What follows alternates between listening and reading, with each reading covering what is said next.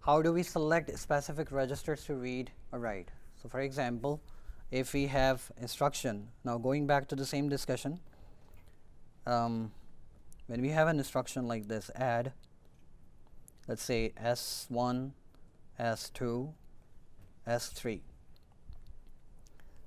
okay, and you have also already studied how these instructions are encoded in 32-bit instruction format. So first of all, identify what are the source registers and what is the destination register. So what is the destination register here? S1, and S2 and S3 are source registers, which means we are reading the data from. Okay, so which means that S1 is the register where we want to write the data, right? S2 and S3 are the register where we want to read the data from. So how do you think you can read and write a register using the component that we have just studied in recap?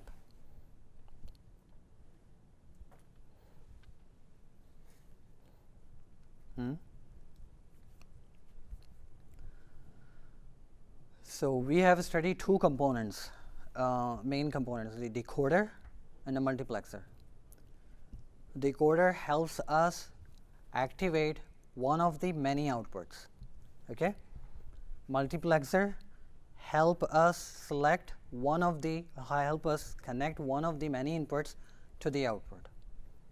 Okay, so we have like 32 registers and we want to read one of them at a time. For example, so here in this example that we have studied, S2 and S3 are the registers to be read,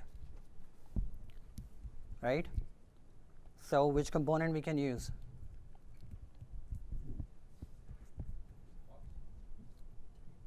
Who said? Yeah, mux. Yeah, so what would be the mux size? It will be 32 is to 1. So when it is 32 is to 1 mux, what will be the size of the select signal? 5. 2 to the power 5, which is 32. So the select signal size should be 1. Do you get that? No? Okay, so we have studied that mux is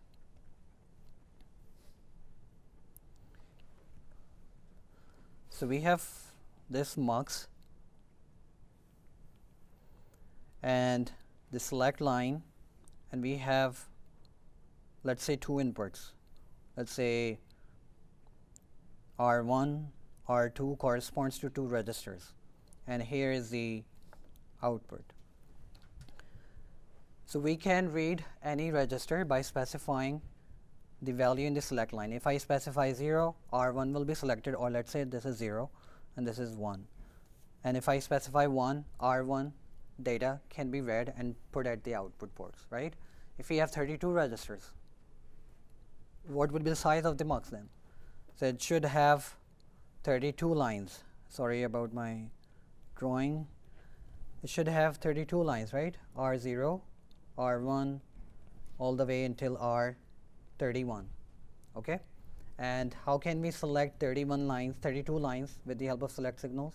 What should be the size of the select signal?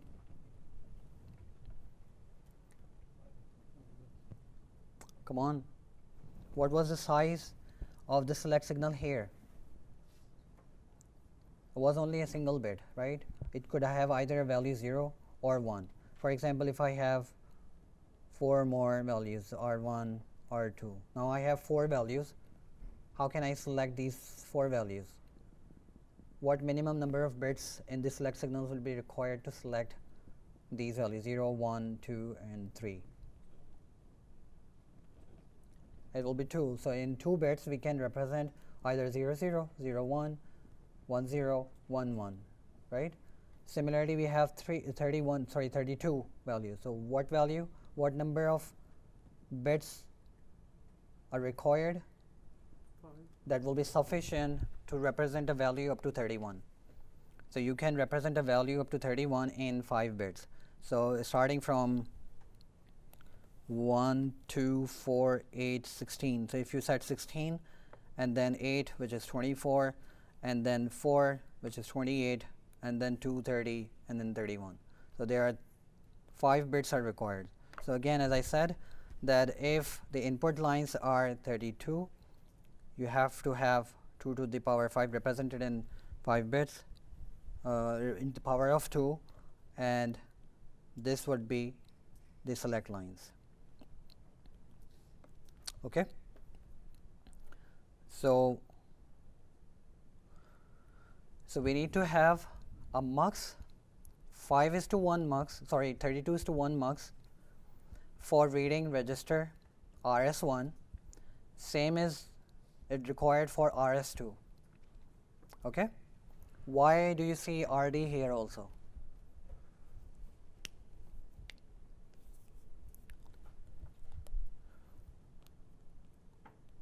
Why do you think RD is mentioned here?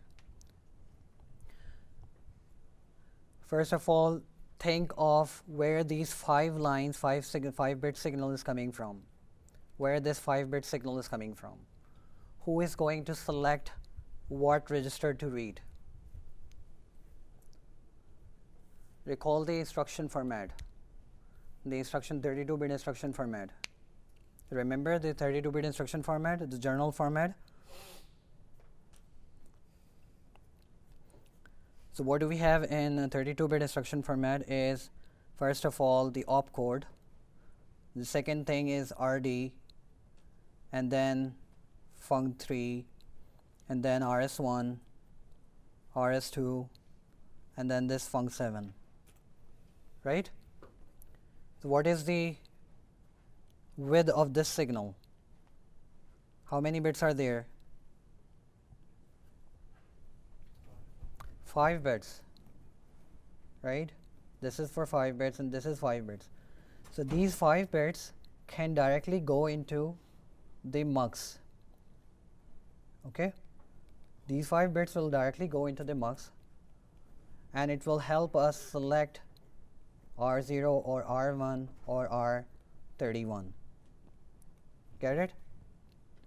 Similarly, for RS2, sorry, this was for RS, okay. This was for RS2 or RS1. Let's say like this. Same is needed for RS2. Okay, the same thing, the entire same thing, this entire thing is required for RS2 also.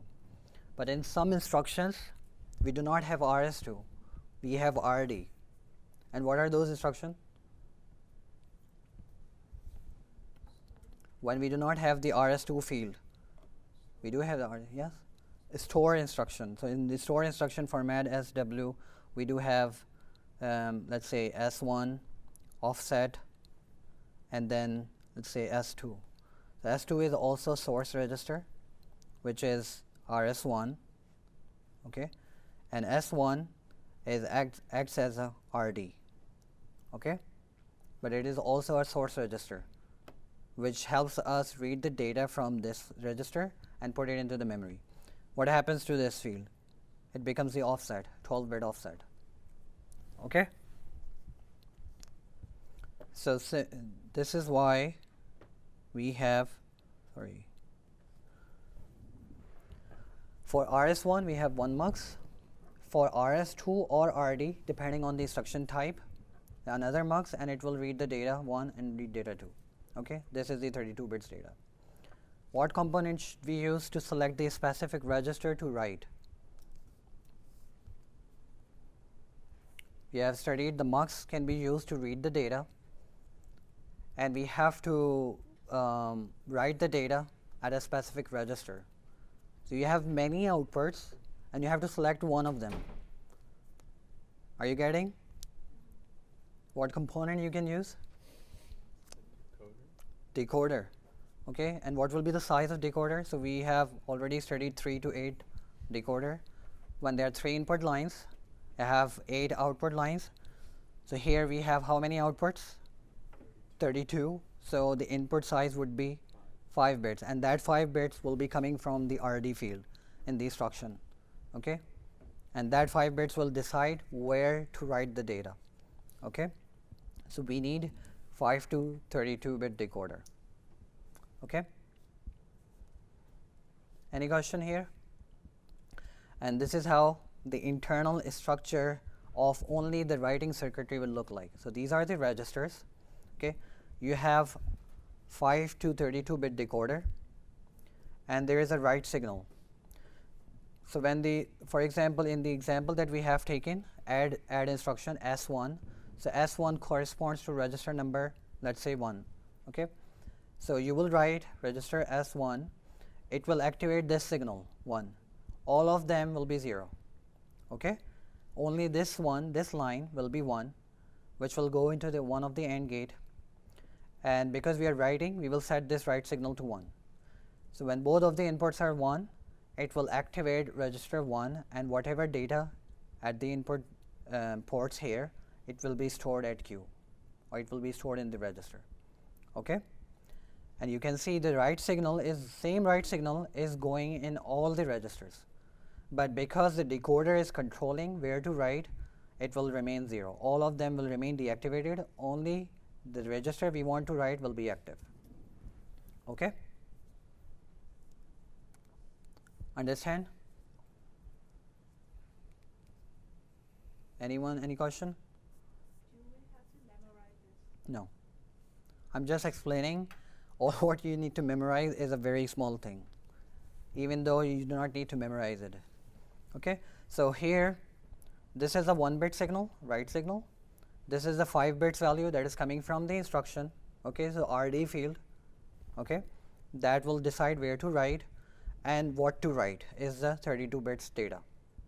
Okay, so RISC-V has 32 registers, each 32 bits wide.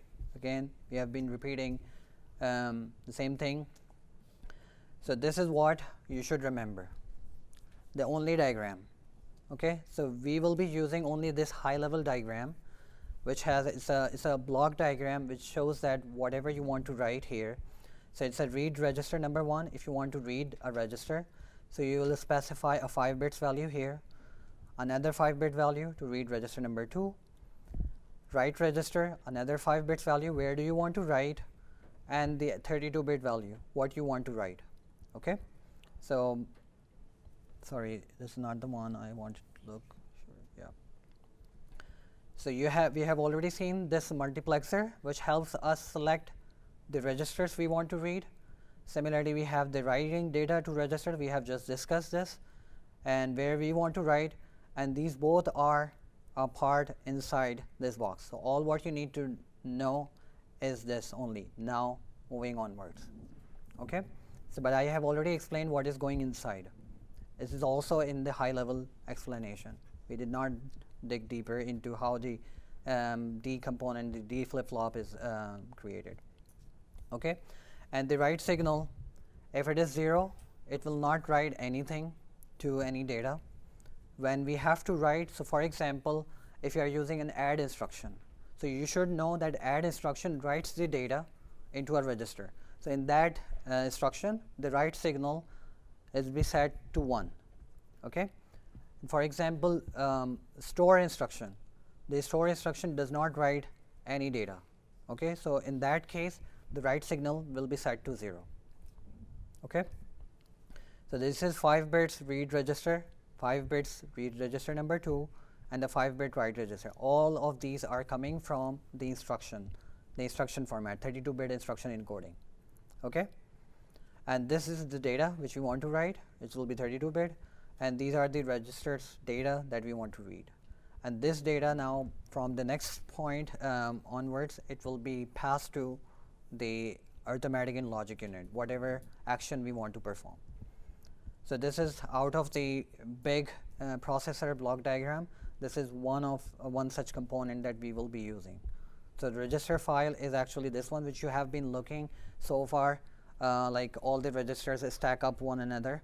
So this is actually the internal structure of the register file, which we have just discussed.